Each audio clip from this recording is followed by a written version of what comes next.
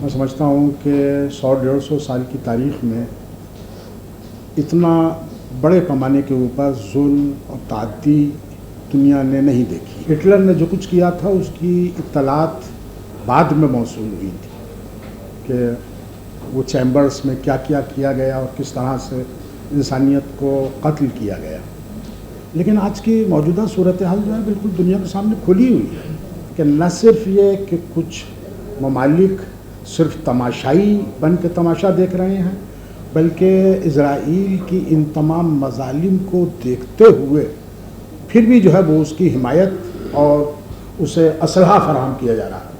آج ضرورت ہمیں اس بات کی ہے کہ ہم اپنی انسانیت کو ثابت کرنے کی کوشش کریں۔ مسئلہ مسلمانوں کا نہیں ہے، مسئلہ اس بات کا نہیں ہے کہ یہ غزہ کے اندر جو مارے جا رہے ہیں وہ مسلمان ہیں، وہ انسان بھی ہیں۔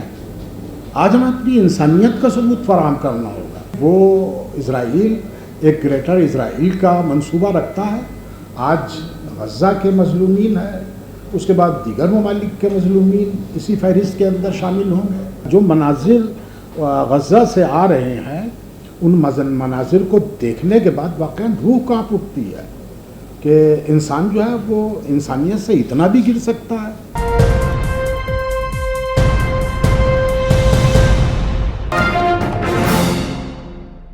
بسم اللہ الرحمن الرحیم۔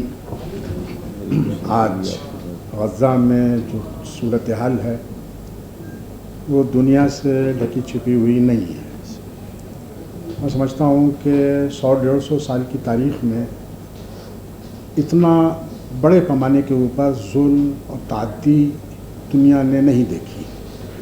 ہٹلر نے جو کچھ کیا تھا اس کی اطلاعات بعد میں موصول ہوئی تھی کہ وہ چیمبرز میں کیا کیا گیا اور کس طرح سے انسانیت کو قتل کیا گیا، لیکن آج کی موجودہ صورتحال جو ہے بالکل دنیا کے سامنے کھلی ہوئی ہے۔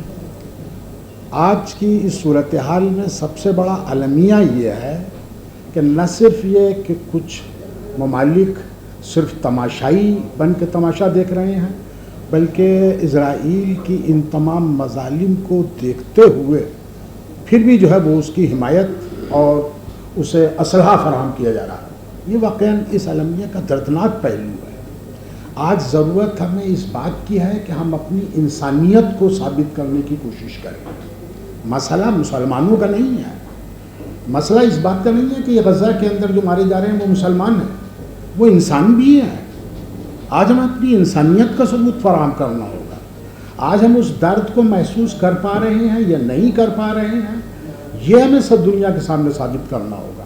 اور اگر ہم نے اس موقع کے اوپر کوتاہی برتی تو آپ یقین جانیے کہ پھر حالات اس سے زیادہ بدتر ہوں گے، کیونکہ وہ اسرائیل ایک گریٹر اسرائیل کا منصوبہ رکھتا ہے، آج غزہ کے مظلومین ہیں، اس کے بعد دیگر ممالک کے مظلومین اسی فہرست کے اندر شامل ہوں گے، اور ان کے ساتھ بھی جو ہے وہ اسی طرح سے ظلم و زیادتی ہوتی رہے گی۔ لہٰذا میں سمجھتا ہوں کہ بھارت سرکار نے جیسا کہ اطلاع موصول ہوئی کہ جنگ بندی کی بہرحال کوشش کی ہے، بلکہ میں سمجھتا ہوں کہ بھارت جیسے دیش کو کہ جہاں انسانیت اور دھرم اور آستھا کے جو ہے وہ جڑیں بہت گہری ہیں، یہاں بھارت کو جو ہے وہ پوری عالم انسانیت کی رہنمائی کرنی چاہیے تھی، اور اس ظلم و ستم کو روکنے کی بھرپور کوشش، عملی کوشش جو ہے وہ بھارت کو کرنی چاہیے تھی۔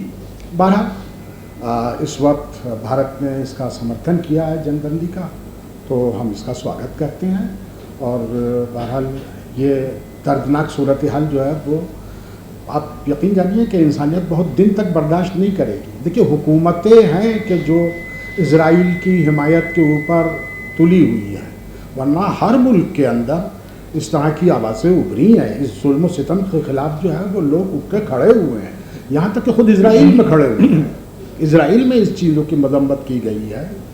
تو بہرحال ایسی بدترین صورتحال سامنے نہ آ جائے کہ جو حکومتیں خود جو ہے وہ اپنے عوام اور اپنی جنتا کے سامنے جو ہے وہ جواب دہ ہوں اور جواب نہ دے سکیں۔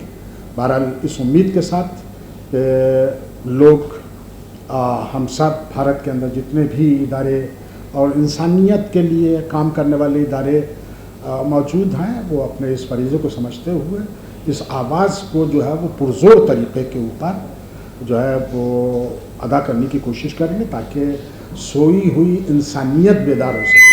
واقعی دیکھیے صورتحال ایسی ہے کہ ہمارے یہ لفظ جو ہے وہ صرف لفاظی کے عنوان سے نہیں بلکہ حقیقت اس وقت یہی ہے، انسانیت سو رہی ہے، انسانیت جو ہے وہ بیدار نہیں ہو رہی ہے۔ آج جو مناظر غزہ سے آ رہے ہیں ان مناظر کو دیکھنے کے بعد واقعا روح کانپ اٹھتی ہے کہ انسان جو ہے وہ انسانیت سے اتنا بھی گر سکتا ہے، اتنا ظلم ہو سکتا ہے کہ جتنا غزہ کے اندر ہو رہا ہے۔ بہرحال پروردگار سے امید کرتے ہوئے اور اسی امید کے ساتھ کہ لوگوں کو ہدایت ہو اور انسانیت کی قدر و قیمت جو ہے وہ ہم سمجھ سکیں صحیح معنی میں، اور اسی امید کے ساتھ میں اپنے آرائز کو تمام کرتا ہوں۔ شکریہ۔